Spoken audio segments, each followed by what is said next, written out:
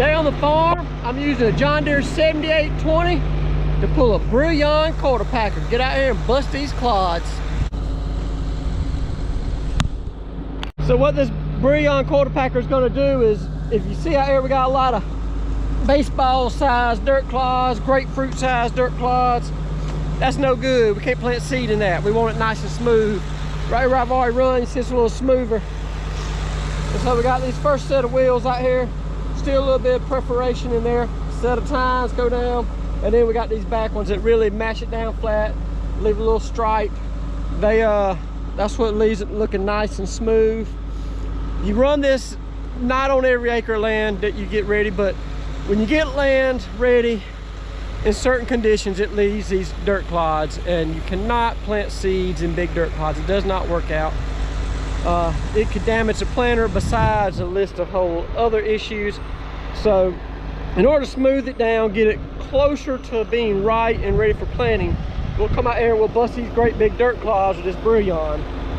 The one thing about the brillion though is you can't turn with it. If you turn at all, you fist be replacing some bearings on it. And I'd replaced 2 bearings this morning before I got started, because someone before me may have been turning when it was down. But also the cultipacker eats bearings like a fat kid eats cake. Man, it goes through some bearings.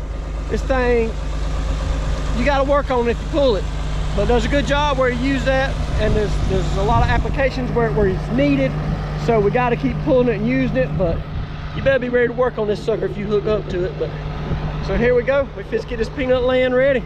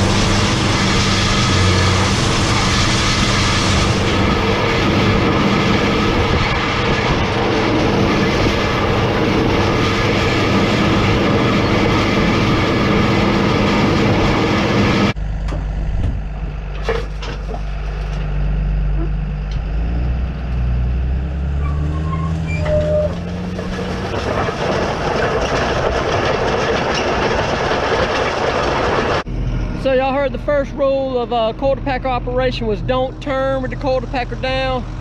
Rule number 2, don't run the cultipacker if you have moisture. That is super duper important. If this field is wet and you bring this cultipacker out here, it goes from soft wet mud into red concrete. This machine and moisture don't G-haul. They don't get along. It comes in here when it's dusty and dry, and it breaks up these old hard dirt clods. If you're going down the road somewhere and you meet a tractor and he's got one of these behind, pray for them boys. They need some rain. That's the only reason this baby comes out, is because you need a rain. But it does a great job when you need it. Hopefully you don't ever need it, but when you need it, you got to have it. It does a great job for that. As mentioned earlier, I'm driving the 7820 today, John Deere. It has no guidance. This is old school. You gotta hold on to the steering wheel, look out the windshield to get across the field.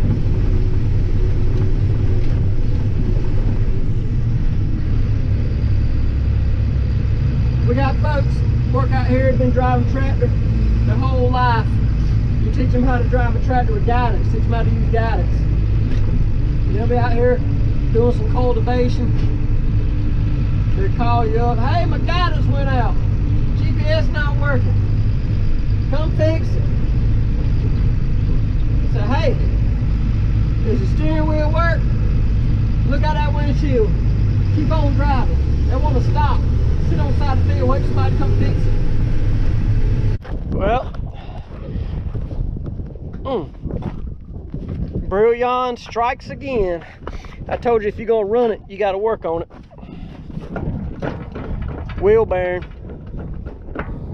I don't think one of these brillions has ever run a full day anywhere on this earth without a man working on it. So I'm going to walk back to my truck here. I don't want to drive that thing down back here where I parked at. Even though it's got 4 wheels, one of them's tore up. You don't want to mess up no more than what's already messed up. It may be a little messed up, may just be a bearing, but it could be if we pulled it too far, we may have to wind up putting the whole hub on. We don't want to do that. Maybe a hub, maybe an axle. We don't want to do that. We want to limit the damage. So walk down this dusty road, get back to my truck, and go there and start the repair.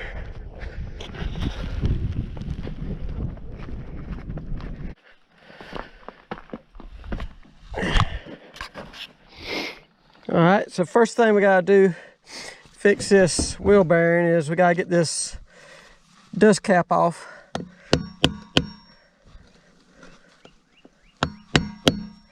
Almost. There she goes. Come on. All right. Now inside there is a little cotter key.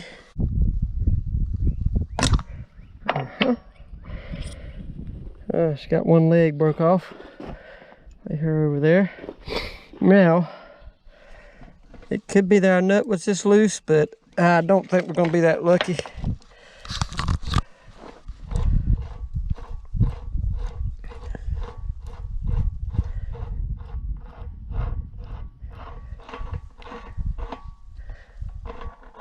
All right. Right there. Off my hands so we can lay this wheel up here and inspect these bearings. Let's see here.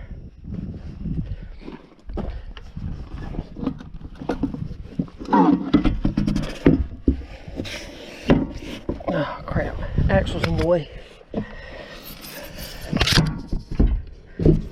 There we go. So on the rear, that seal looks like crap.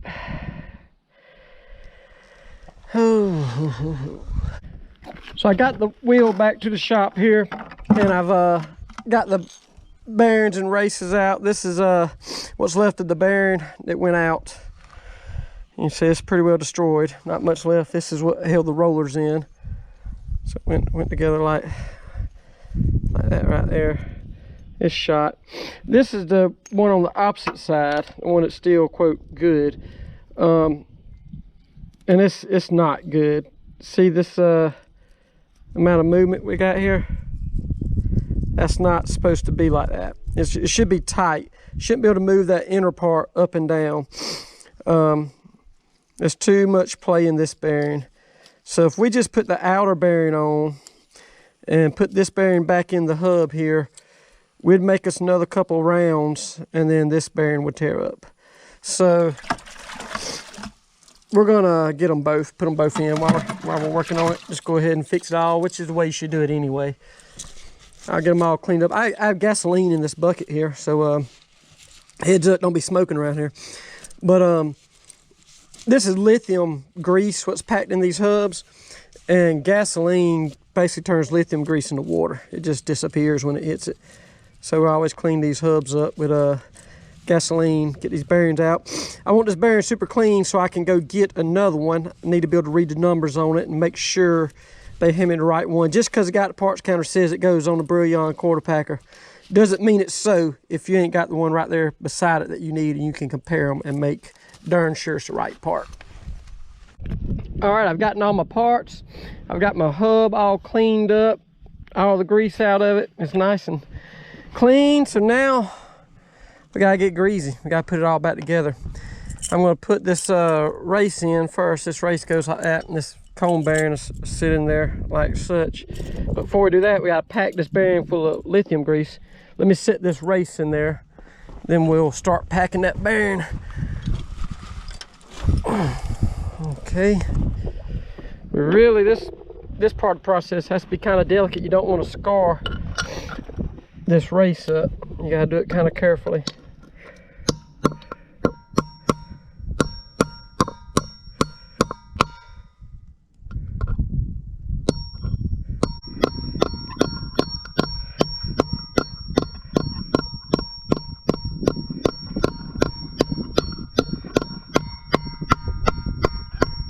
There she goes. She's set in there tight. Now, I'm gonna take this. This is the bigger. There's two different size bearings. So I'm gonna get the bigger one here. It goes on that side. We're gonna pack it. Gotta get it nice, packed full of grease.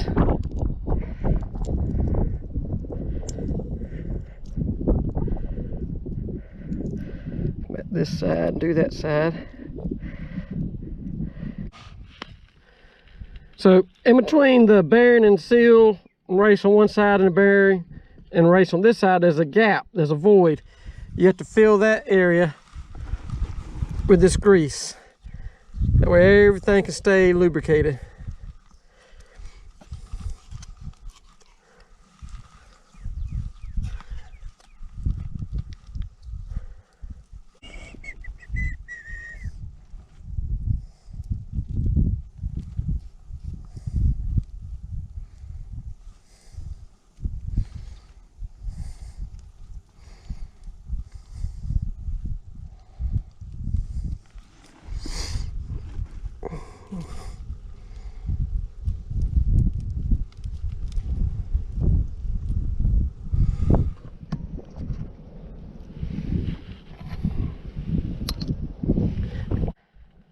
Okay, we got the wheel all the way on there, pushed up. We're gonna put this castle nut on and we're gonna tighten it until we got the right amount of spin. We wanna spin the wheel and we're putting just a little bit of pressure on it.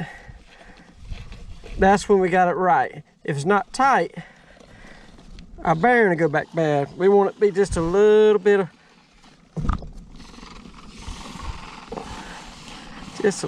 pressure. Okay, we got everything put back together. That's 2 bearings, 2 races, dust cap, castle nut, lock, got everything on there. She spins right. Get all these tools cleaned up and see if we can't get back to rolling. One side note, the seal they gave us and the dust cap, brand new seal and the brand new dust cap did not fit. The bearings did. So when you're changing a wheel bearing, always take very careful consideration into that. You may have to reuse some of them parts even though you don't want to. I carefully removed that seal, and luckily I did, because we had to reuse the old seal, which is not ideal. But this one fit a little loose, so I had to go back with the old one. New cap, I don't know if it's something just different between metric and standard or what the difference is, but some minute difference. You can't eyeball it and see the difference, but there was a tiny difference, and it would not go on that hub any kind of freaking way. So I had to put the old dust cap back on, and so here we go. Well, it's been a long day, but it's finally done. Man, this is my second set of clothes today. It's been one of them days. 7820, good news, good news. I was on the John Deere that doesn't have a letter in the name. 7820, which means it ran all day, didn't miss a lick, did whatever I told it to do. The way things are supposed to work. Brillion, put a wheel bearing on, had to stop and tighten up another wheel, castle nut, put 2 hanger bearings on, and made a bunch of dust. Bunch of dust today, bunch of rough riding. Bunch of bouncing around, looking out the windshield, holding on to that steering wheel. But we're gonna run again tomorrow, see if we can get a little bit more done out here. Make this land look right so we can put them goobers in the dirt. I've had several people asking me about the taters. Taters are not up yet, thankfully, because we had a light frost yesterday morning. That would have been catastrophic. But they're under the ground. The buds are coming. They're cranking up toward the top of those hills, but thankfully they've not yet broke free of the dirt, not shining out in the sun yet, but I look for them to come out maybe Tuesday or Wednesday of next week. Sweet peas looking good. They're all germinating and popping up, looking good. Just gotta keep the deer off of them, and man, produce season is getting underway. We'll see y'all next time. Thanks for watching.